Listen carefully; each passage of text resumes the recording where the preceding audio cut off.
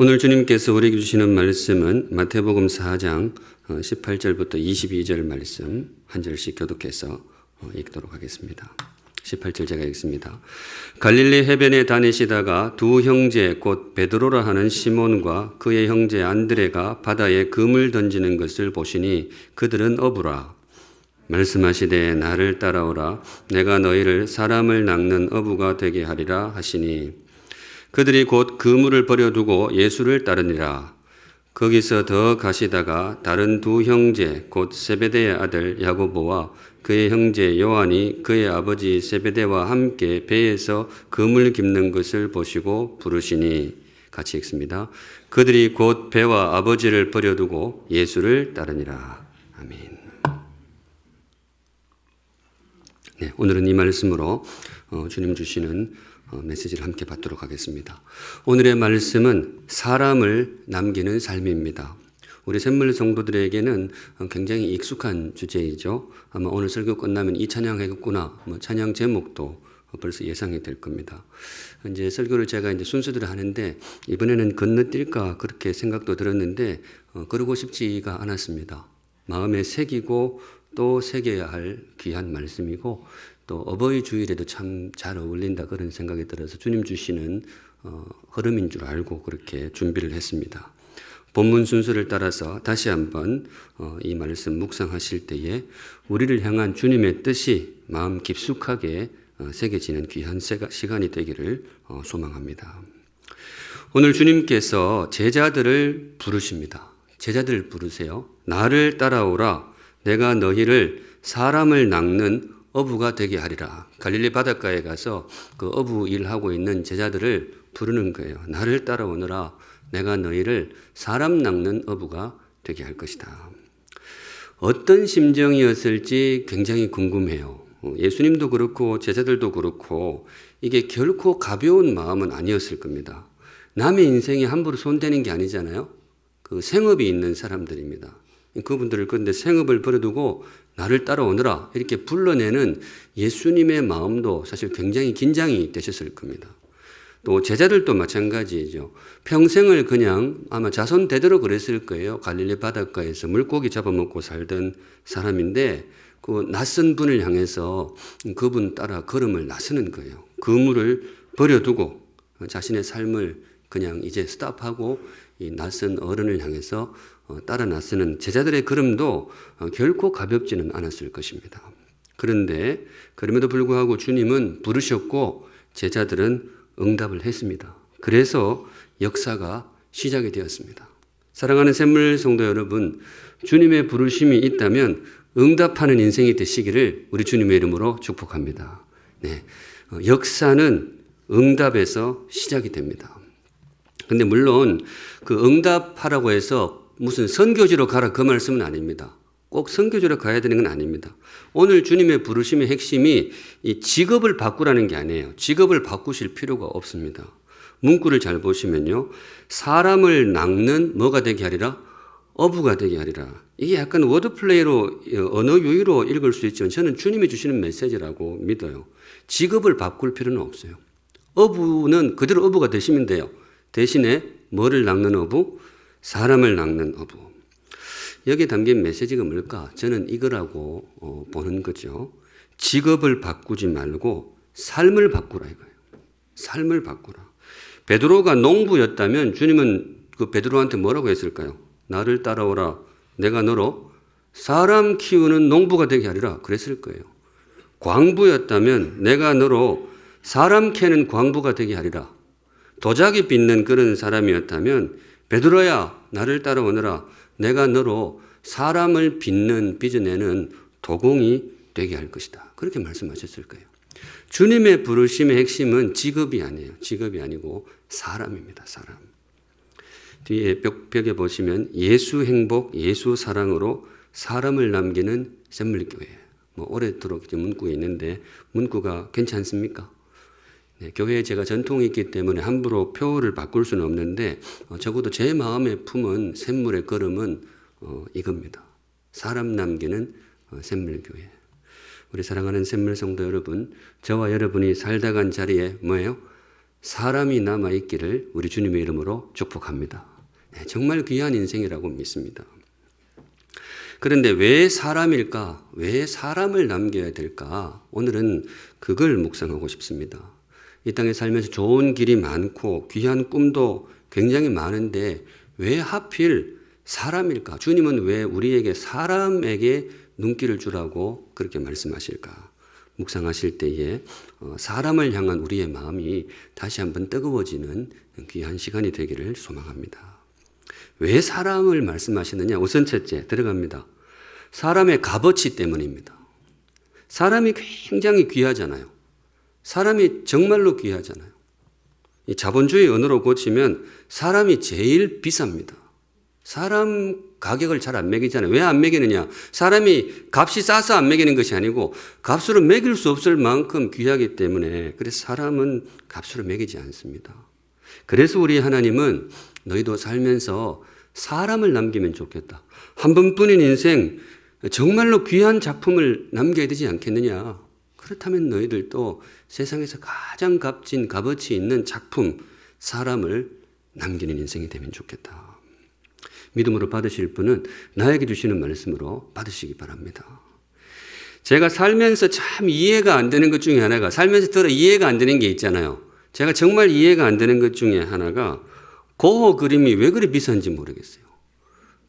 그 그림이 그림 하나에 수십억을 한다 그러더라고요. 뭐 수백억인가요? 하여튼 단위가 너무 놀라워서 저는 사실 별로 이해가 안 돼요. 저게 왜 그리 비싸지? 사실 저희 집에도 고흐 그림이 하나 있어요. 있는데 저 아내가 그린 겁니다. 요즘 예전에 미국 유학 시절에는 퍼즐을 열심히 했어요. 퍼즐을 같이 새벽까지 막 하고 그랬었어요. 이제 과정이 잠시 쉴 때. 근데 이제 한국에 와서는 그게 안 되니까 아내가 이제 직종을 바꿔가지고 요즘 세트로 파는 게 있어요. 이렇게 하얀 캔버스 위에다가 그 위에 퍼즐 다닌 것이 자잘하게 칸이 나눠져 있어요. 이거 뭔지 아시는 분 있을까? 제가 정식 명칭을 모르겠는데 칸이 나눠져 있고 그 칸마다 숫자 번호가 다 적혀 있어요. 그리고 세트로 물감도 팔아요. 물감도 이제 번호가 다 있거든요. 그래서 1번부터 한 50번까지 있는데 그걸 작은 붓으로 그 세트 이제 칸에다가 번호에 맞춰서 막 색깔을 하면 나중에 뭐가 돼요? 그게 고흐 그림이 되는 거예요. 그런 그림들이 저희 집에 몇 개가 있습니다. 애도 하나 그리고 아내도 하나 그리고 있는데 제가 그거 보면 실제 고흐 그림하고 별 차이가 없어요. 근데 그 고흐는 왜 그렇게 비싼지 이러면 속으로 우리 목사님이 촌에서 자라가지고 생각보다 상태가 심각하구나. 이렇게 생각하시는 분이 있으실지 모르겠어요. 그래도 또 우리 샘물 성도들 착하니까 목사 마음을 이해해가지고 목사님 저도 그렇습니다. 저도 아무리 봐도 고흐가 왜 그리 비싼지 모르겠어요. 이러는 분도 있을 거 아니에요. 그죠? 그러면 또 옆에서 이 교회는 답이 없구나. 목사고 성도고. 근데 제가 이 이야기를 왜 드리느냐. 그 값어치를 몰라주면 답답하잖아요. 답답하단 말이죠. 그런데 하나님이 답답해요. 하나님이 세상을 바라보면서 답답한 거예요. 사람의 가치를 이렇게 모르나? 사람이 얼마나 귀한지 그게 그렇게 눈에 안 들어오냐 이거죠. 그러니까 하나님이 우리 8시 뉴스 이런 거 보면 정말 기가 찰 거예요. 그 겨우 돈 몇 푼 챙기자고 사람을 막 해코지하고 그 보험금 노리고 가족을 어떻게 하고 권력이 좋다고 권력의 눈이 어두워가지고 사람을 배신하고 하나님 보시기에는 이게 도무지 이해가 안 되는 거예요. 어떻게 그 고흐 그림 그거 하나 갖다 놓고 수백억씩 쳐주면서 비교할 수 없이 귀한 사람을 이렇게 하찮게 여기는 도대체 사람들이 눈이 어떻게 되었는지 우리 하나님은 그게 잘 이해가 안 된다 이거죠. 아마 제가 그 고흐 그림 모르는 거 이해 안 되는 것 이상으로 우리 하나님은 세상 바라보면서 그게 제일 이해가 안 되실 거예요. 우리 사랑하는 샘물 성도 여러분, 저와 여러분 눈 밝은 성도들이 되시기를 주님의 이름으로 축복합니다. 네, 값어치 있는 건 알아봐야죠. 고흐 그림 귀한 것도 알아보시고 그 무엇보다 이 고흐 그림보다 사람을 더 소중히 여기시는 정말 지혜로운 인생들 되시기를 우리 주님의 이름으로 축복합니다. 네.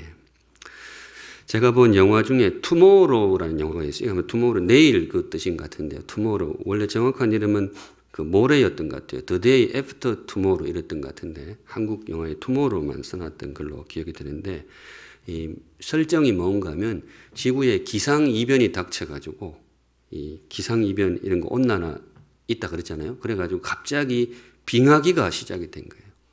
근데 그 과학자들이 그게 가능하다 그렇게 이야기하는 모양이에요. 빙하기가 이렇게 갑자기 막 지구 표면 그러니까 거의 한 3분의 2 정도가 북극처럼 얼음으로 순식간에 막 얼어붙는 그런 설정인데 영화에서는 실제로 이제 그런 일이 벌어진 거죠. 그래서 사람들이 막 도망을 가는데 가다가 얼어서 어떻게 얼어붙고 그러는데 몇몇 생존자들이 제 기억으로 미국 국립도서관인가 거기로 피신을 했어요.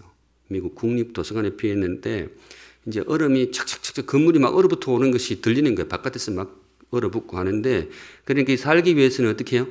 뭐 불을 피워야 되는 거예요. 그런데 불을 피울 게 없어요. 도서관이니까 뭐가 있겠어요? 책이 있는 거죠. 근데 책 중에서도 국립도서관이니까 정말 희귀본들, 예전에 알렉산드리아 뭐 도서관에 있던 그런 책들, 아주 고대, 정말 값으로 치면 어마어마한 그런 책들이 있는데 어떻게 해요? 태워요, 그냥. 찢어서 태워요. 왜냐? 사람이 살아야 되니까. 이 극단적인 경우이지만은 이 태우는 거예요. 아마 거기 그 그림이 있었으면 뭐예요? 그것도 태웠을 거예요. 사람이 귀하니까. 사람의 가치가 드러나는 거죠. 근데 이런 거는 극단적인 게 우리가 평소에도 사람이 얼마나 귀한지를 알아야죠. 사람이 최고로 귀하다. 성경이 선포하는 진리 중에 아마 가장 중심 진리 가운데 하나일 겁니다. 성경은 그 사람의 값어치를 어느 정도로 치느냐? 예수님짜리 이렇게 표현을 합니다. 예수님짜리. 제가 오랜만에 이 말을 쓰는데요. 제가 아주 오래전 성경 공부 책 제목이 이거였어요. 제가 그 제목 보고 바로 샀어요. 이거는 내용이고 뭐고 제목 하나로도 이거 돈 한 8,000원 줘야 된다. 제가 그거를 샀어요. 하나님이 매기신 사람의 값어치는 얼마냐? 100원, 1,000원 이게 아니에요. 예수님짜리. 100원짜리 아니고 예수님짜리. 왜냐? 하나님이 사람을 위해서 얼마를 내놓으셨어요? 예수님을 내놓으신 거예요. 그러니까 예수님짜리인 거지. 우리 하나님은 그 그림을 위해서 예수님을 내놓으신 적이 없어요. 아무리 위대하고 거대한 솔로몬 성전, 그 하나님을 예배하는 거룩한 성전이라 그래도 그거 지키려고 예수님을 내놓으신 적이 없어요. 하나님 절대로 성전 그런 걸 위해서 예수님 목숨 안 내놓습니다. 오직 하나 뭐예요? 사람을 위해서. 사람을 지켜내기 위해서 우리 하나님은 아낌없이 외아들의 목숨을 내놓으셨습니다. 하나님 눈에는 사람 값어치가 보이는 거죠.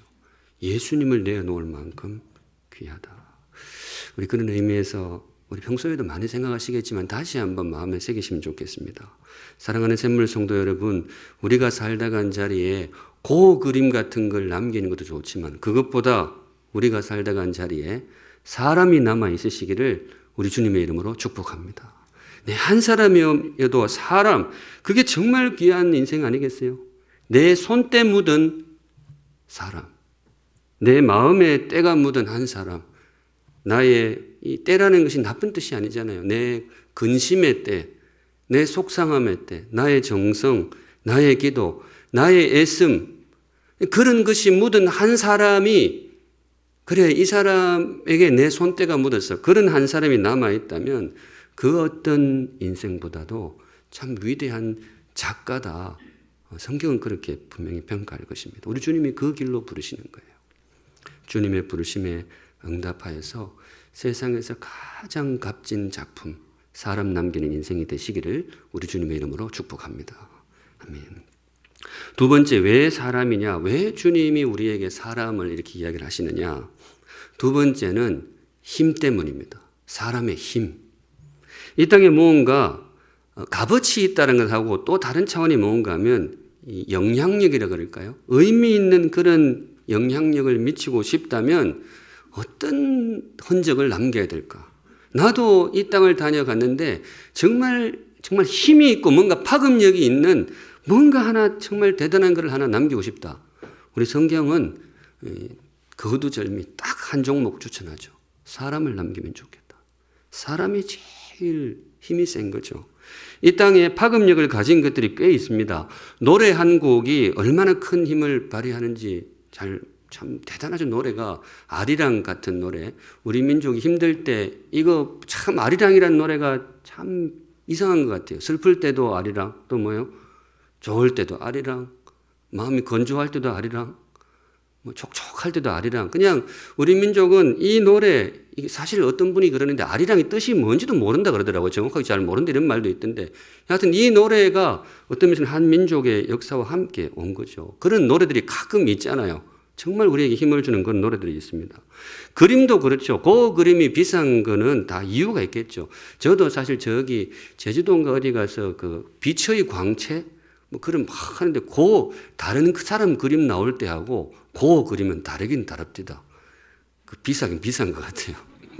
그 뭔가 이렇게 뭔가 꿈틀꿈틀하는 그런 게 뭔가 있는 것 같더라고요. 제가 봐도 그러는데 잘 아시는 분들이 보면 그 값어치가 아마 보이겠죠.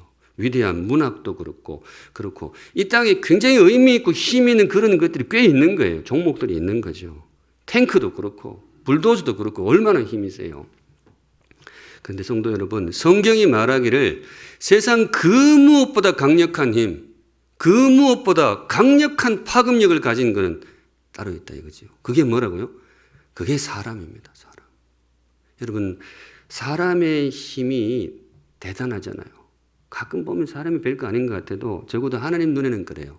세상 돌아가는 판세를 제일 정확하게 꿰뚫어 보시는 하나님의 판단은 그렇습니다. 가장 강력한 것은 사람이다. 그래서 하나님은 그 누구보다도 사람에게 집중하십니다. 이분이 새로운 역사를 펼쳐가실 때 새로운 역사를 펼쳐가야 되겠다. 준비하는 게 뭐냐? 돈 준비하는 법이 없어요. 뭐 군대를 준비하는 법이 없어요. 하나님은 딱 한 사람을 준비합니다. 성경 보시면 지금 시편을 달리고 있습니다만은 여담입니다만 여러분 시편 읽으실 때는 뭘 읽으시는가 하면 시편은 굉장히 솔직한 책이에요. 욥기도 그랬죠. 굉장히 노골적인 겁니다. 시편은 기본적으로 남한테 읽어주는 것이 아니고 하나님 앞에서 읽어가는 책입니다. 굉장히 솔직하게 되는데 근데 역사서 같은 걸 보면 새로운 역사가 시작이 될 때는 예외 없이 등장하는 게 있어요. 애가 태어납니다. 한 아기가 태어나요. 하나님의 역사는 항상 그 한 사람. 세상 사람들은 이 새로운 기술에 집중하고 세상은 새로운 트렌드에 집중하는지 몰라도 성경은 오직 사람. 사무엘 탄생이 그랬고 그 어두운 사사시대를 끝내기 위해서 하나님 다른 장비들을 준비하신 게 아니에요. 애 하나 태어나게 하는 거예요. 사무엘. 모세의 탄생이 그랬고 다윗도 그랬고 누구보다도 예수님이 그랬고 역사는 사람이다. 사람이야말로 가장 강력한 힘이다. 이게 성경의 판단입니다. 그래서 주님은 사람을 부르셨어요. 우리 주님도 이 땅에 오시자마자 누구를 찾아가느냐? 사람을 찾아갔어요. 사람. 우리 주님께서 그림의 힘을 아셨다면 그처럼 그림을 그리셨을 거예요. 우리 주님이 음악의 힘을 더 높이 치셨다면 우리 주님도 베토벤처럼 작곡했겠죠. 혹시 오해 없으시게 바랍니다. 예술하시는 분들이 최 목사가 너무 예술에 대한 깊이가 없구나. 자, 그게 아니고 어느 분야에나 영향력이 강하게 있죠. 그런데 성경의 눈으로 볼 때는 그 무엇보다 강한 게 뭐예요? 사람이라 이거죠. 그 무엇보다 핵심은 사람이다. 그래서 우리 주님은 사역을 시작하면서 다른 데 눈길 주지 않고 오직 사람을 찾아가셨어요. 만사를 제치고. 왜냐? 사람이 역사의 급소이기 때문에. 사람이야말로 역사의 심장이기 때문에. 한 번뿐인 인생인데 이런 걸 한번 터치해야 되지 않겠어요? 우리 주님은 그 맥을 잡고 좌고 우면하지 않고 오로지 사람에게 집중하셨어요. 왜냐? 거기가 급소니까. 거기가 역사의 심장이니까. 오직 사람. 주님 길지 않은 인생 사람에게 집중하셨죠. 근데 물론 이러다 보면 고생은 많이 합니다. 안타까운 것은 사람한테 주님이 많이 데이셨어요. 사람한테 실망하고 사람한테 배신당하고 돌아가실 때도 뭐예요? 제자, 사람한테 배신당해가지고. 그러니까 사람 때문에 온갖 고생 다 하신 분이 우리 주님이에요. 주님이 결국 마지막에도 그렇게 가셨어요. 근데 놀라운 것은 그래 놓고도 다시 부활하셔가지고 또 누구를 찾아가요? 또 사람을 찾아가요. 여러분, 우리 시체 말로 한 번 속으면 속인 놈이 나쁜 놈이고 두 번 속으면 뭐예요? 발음이 한 번 속으면 속인 그 사기꾼이 나쁜 놈이고 두 번 속으면 속은 놈이 바보다 그러잖아요. 우리 주님은 바보예요. 그렇게 사람한테 데이고 속아놓고도 다시 부활해서 또 누구를 찾아가요? 사람을 찾아가요. 우리 주님은 사람 바보. 속아도 다시 한 번. 데여도 다시 한 번. 사람. 왜냐? 우리 주님은 아시는 거죠. 사람 못나고 부족해도 심지어 배신해도 결국 이 땅에 이 땅의 급소는 사람이다. 이 땅의 희망은 결국 사람이다. 바다 물결보다 더 강한 것이 사람 물결이다. 한 사람을 변화시키는 것이 가장 파급력이 있다. 그 어떤 강물보다도 사람이 강하다. 그래서 주님은 물길 내려고 하지 않고 사람 찾아가셨단 말이죠. 사랑하는 샘물 성도 여러분, 주님의 판단을 믿으신다면 저와 여러분도 그 길을 갈 수 있기를 간절히 소망합니다. 오늘 주님 우리를 그 길로 부르시는 거예요. 내가 사람 바보가 되었듯이 너희도 사람한테 꽂힌 사람 낚는 어부가 되면 좋겠다. 여기가 제일 급소다. 다른 그 어떤 것보다도 한 사람을 변화시킬 수 있다면 진짜 그 뒤에 무슨 일이 날지는 아무도 몰라. 사실 저도 그렇게 살고 싶어요. 사실 저는 제 마음에 새긴 문구입니다. 예수 행복, 예수 사랑으로 저기다가 이 글자를 넣어도 좋아요. 예수 행복, 예수 사랑으로 한 사람을 남기는 셈입니다. 사람 무게는 숫자로 재는 게 아니거든요. 한 사람이 변화된다면 그건 정말 어마어마한 거죠. 그래서 저와 여러분도 한 사람을 남기는 귀한 인생이 되시기를 주님의 이름으로 축복합니다. 아멘. 마지막으로 왜 사람이냐? 왜 주님은 그렇게 사람이냐? 마지막은 역설적일 수 있는데요. 약함입니다. 사람이 약해요. 주님이 왜 우리에게 사람에게 집중해라, 사람을 낳고 사람을 키우고 광부라면 사람을 캐라, 사람 이야기를 자꾸 하시느냐? 사람은 돌봄이 필요해요. 앞서 바로 앞에서 제가 사람이 제일 강하다, 사람이 제일 파급력이 있다, 힘이 있다 그랬는데 그거는 돌봄을 받았을 때 이야기고 양육을 받았을 때 이야기고 그 전까지는 사람만큼 약한 게 없어요. 그냥 두면 사람만큼 잘 무너지는 게 없어요. 어디 갈 때 성경책은 이렇게 세워두면 1년 뒤에 와도 서 있어요. 성경책은 어디 안 가요. 가만히 있다면. 근데 사람은 어때요? 1년이 아니라 잠시만 한눈 팔아도 이렇게. 그래서 주님은 사람에게 집중해라. 예전에 어떤 분이 텔레비에서 이런 걸로 유행한 적이 있었죠. 소는 누가 키우냐고. 소는 누가 키우냐고. 그랬는데 그분은 제가 보기에 소를 잘 안 키워본 것 같아요. 어릴 적에 저희 집에도 소가 있었는데 여러분 소는 그렇게 신경 안 써도 잘 커요. 소는 물론 뭐 많은 돌봄이 필요합니다만은 제가 어릴 때 본 장면 중에 직접 본 것 중에 소가 태어나는 걸 직접 본 적이 있어요. 보는 아이 마음이 힘들어요. 애가 소가 이렇게 머리부터 나오는데 어른들이 진짜로 이 잡고 다리를 이래 가지고 막 당겨 여기 나오는 게 내가 보는데도 힘든 거예요. 저거 저러다가 어떡하나 했는데 잘 나오더라고요. 그렇게 잘 나와요. 소가 태어난 거예요. 갓난 소가 태어난 거예요. 갓난 소. 갓난 애기가 아니고 갓난 소. 그런데 그 다음 장면이 저한테는 답답했는데 그 갓난 소가 태어나면 어떻게 하느냐. 어른들이 그냥 냅둬요. 애가 태어나면 막 이렇게 씻기고 두르고 뭐 이렇게 막 하고 그러잖아요. 소는 그냥 이렇게 던져두더라고. 제가 그 마음이 진짜 심하다 그랬던 것 같아요. 그런데 처음에는 그랬지만 나중에 몇 번 보니까 이제 알겠더라고요. 그 잠시 뒤에 놀라운 장면이 있었습니다. 소가 좀 있다가 조금만 있으면 그 소가 어떻게 해요? 지가 일었어요. 하루 안 가요. 제가 보면 금방 일었더라고요. 뒤뚱뒤뚱 해가지고 이렇게 하는데 일었어요. 그리고 이러고 엄마 젖 빨고 사는 거예요. 제가 그래서 여러분 그러니까 소 걱정은 그래 안 해도 돼요. 근데 사람은 어때? 사람은 태어나는 순간부터 한시도 눈을 떼서는 안 돼요. 사람이 귀한 만큼 그만큼 돌봄이 필요한 거죠. 한 사람을 돌보고 키우는 것이 얼마나 힘든지는 오은영의 금쪽이를 보면 알 수가 있어요. 저희 식구들이 좋아하는 프로인데 애들도 좋아해요. 그거 보면서 늘 마음이 아파요. 나오는 애들마다 최근에도 제가 한번 봤는데 나오는 애들마다 참 힘들어요.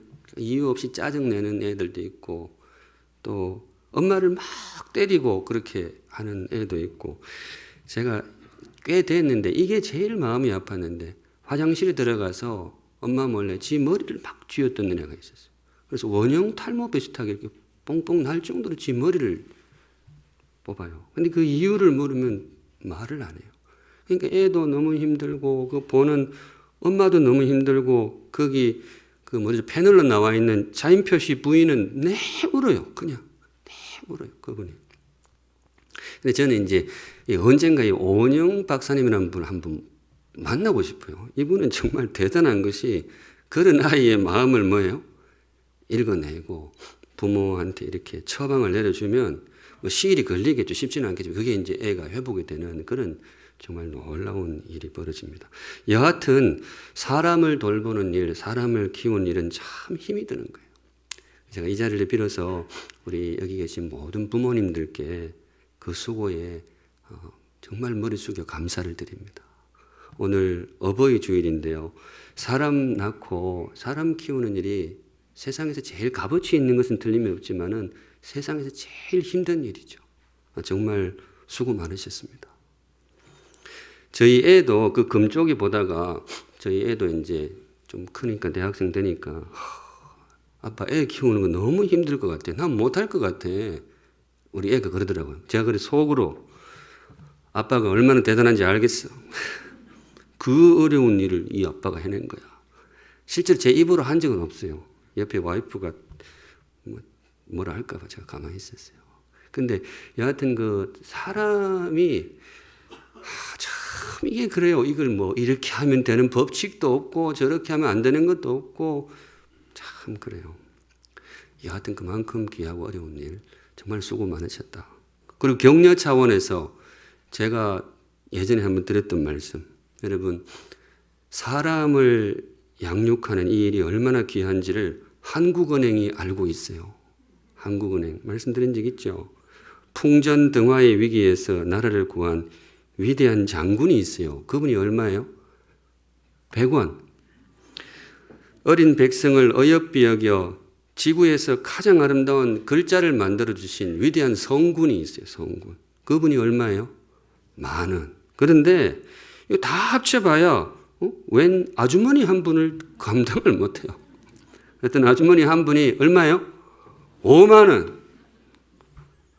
그 나라 구해봐야 그분의 500배. 세종대왕보다 5배. 도대체 이 아주머니가 무슨 업적을 남겼기에 그럴까요? 애를 키웠어요. 그분 아드님이 얼마짜리인지 아세요? 네, 5,000원입니다. 5,000원. 그 1,000원 아닙니다. 5,000원이에요. 그냥 유머지만은 제가 생각할수록 이게 좀 의미가 있어요. 처음에는 왜 이분이 50,000원짜리일까 그랬는데 저는 동의하기로 했어요. 한 사람을 키워낸다라는 것, 한 사람을 길러낸다라는 것은 그 나라를 구하는 것 이상으로 정말 소중하고 정말 위대한 일이라고 믿습니다. 영적인 돌봄도 그렇습니다. 성도 여러분. 내 배로 낳은 아기뿐만 아니고 영적으로 양육하는 것. 사도 바울이 그 고백을 했죠. 나의 자녀들아 너희 속에 그리스도의 형상이 이루기까지 다시 너희를 위하여 해산하는 수고를 하노니. 사도 바울은 애를 낳은 적은 없죠. 그런데 영적으로 수많은 그런 자녀들을 낳았는데 사도 바울의 경험이 그래요. 내가 살아온 삶을 돌아보면 해산하는 수고였다. 해산하는 수고였다. 그만큼 힘들고 고통스러웠던 거죠. 그런데 이 해산이라는 말에 여러 가지 복합적인 의미가 들어있잖아요. 힘들고 피도 흐르고 고통도 흐르고 정말 애 금방 낳고 나면 다시는 애 낳고 싶지 않다고 그렇게. 그렇지만은 세상에서 제일 값진 일이고 너무나 소중한 일이고.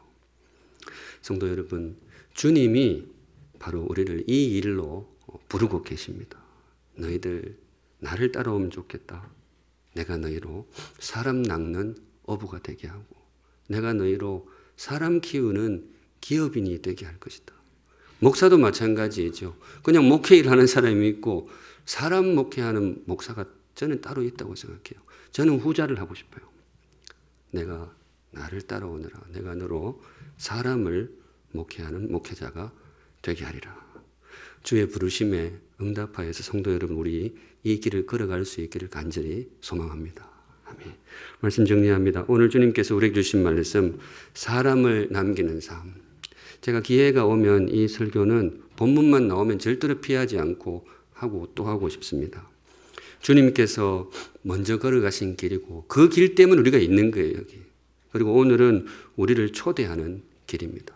사람 남기는 인생이 되면 좋겠다. 가장 아름다운 길이라고 믿습니다. 가장 보석 같은 길이라고 믿습니다. 예수 행복, 예수 사랑으로 사람을 남기는 샘물교회, 사람 남기는 샘물 성도들이 되시기를 주님의 이름으로 축복합니다. 아멘. 함께 찬양하겠습니다. 사람을 남기는 삶입니다. 거룩하신 하나님 아버지, 우리가 이 자리에 있음이 바로 주님이 우리를 남겨주셨기 때문인 것을 신앙 고백합니다. 그 무엇보다 사람을 소중히 여기시고 사람을 귀히 여기시고 사람을 세우시고 사람을 길러주시고 사람을 남기신 주님의 걸음에 정말 감사와 경의를 표합니다. 부족하지만 주님, 우리도 그 길을 걸어갈 수 있기를 소망합니다. 부모의 자리에서, 교사의 자리에서, 또 목자의 자리에서, 친구의 자리에서, 또 목사의 자리에서 주님 세상에서 가장 값진 흔적, 세상에서 가장 아름다운 열매, 사람 남기는 우리 샘물 성도들이 되게 하여 주시옵소서. 아멘. 거룩하신 하나님 아버지, 오늘도 귀한 헌물 성도들 정성으로 하나님께 올려드립니다. 기쁘게 받으시고 우리 성도들의 감사와 고백과 간구의 제목 세밀히 살펴보시고 성도들을 가장 복되고 제일 선하고 존귀한 길로 인도하여 주시옵소서. 아멘. 지금은 우리 구주 예수 그리스도의 은혜와 우리를 위하여 외아들의 목숨까지 내어주신 하나님 아버지의 그 크신 사랑과 지금도 우리의 걸음을 인도해 주시는 성령 하나님의 임재하심이 머리 숙여 주를 예배하는 사랑하는 모든 샘물 성도들의 그 삶과 걸음 위에 이제로부터 영원까지 항상 함께 계실지어다. 아멘.